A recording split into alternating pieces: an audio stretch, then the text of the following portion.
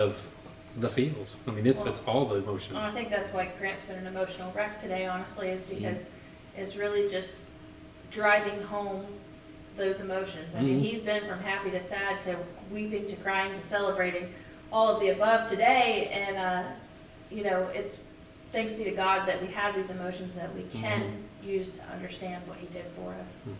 Yes, there is a soft side to me, and I do cry. Big soft side to Something Grant. big mushy guy, Big soft side. but it's really big mushy when it comes to Jesus Christ. Another rare side to Grant is when Aaron and I came over to do our session tonight, Grant was sitting quietly on the couch, and I was like, Grant okay? I was a little concerned because I've never seen him that quiet before in my entire life. Like, he's usually very loud and boisterous. So That's the piece of knowledge. That's an understanding of the magnitude of Christ's. And that's the hardest part, is to understand, truly understand the magnitude of what he did. It is hard. I'm going to share my funny memory. And I did not remember this. This is actually from my mother, so I will give her credit for this. She told me just this week, me and Karen dropped off some groceries for them to try to take care of them through this time. They don't really want to go out. I understand it. My parents are up there in age. But she told us how we used to, I remember as a kid, we'd color actual eggs.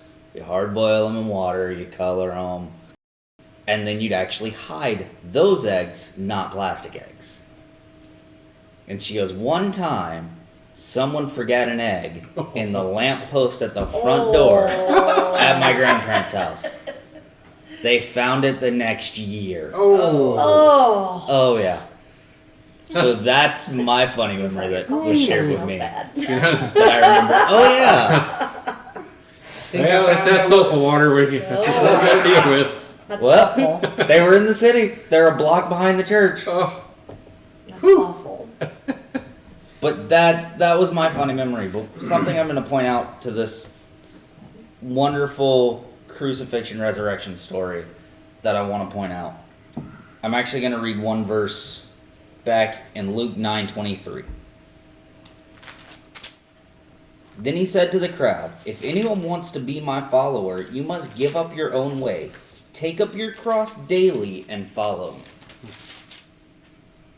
He told them before he went to the cross that they were going to have to, if you wanted to be his disciple, if you wanted to follow him, you needed to pick up your cross daily.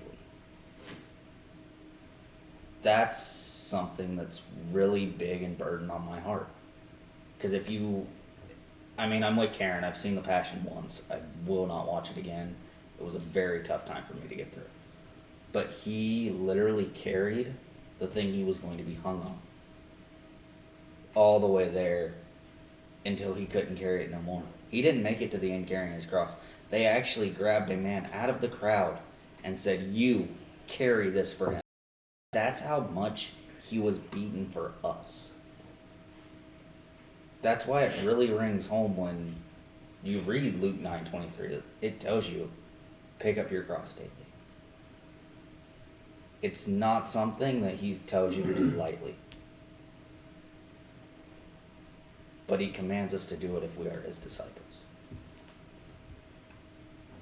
That's what I dig most out of this story, is that if we want to do this, we have to realize it's a daily thing. It isn't just, I feel like doing that today. No, it's daily. Sorry, that was a little bit for me. I'm going to share one other memory. We're all crying in here. Well, like Derek said, Jesus got us all in our God, go in our feels. feels. All in our feels today.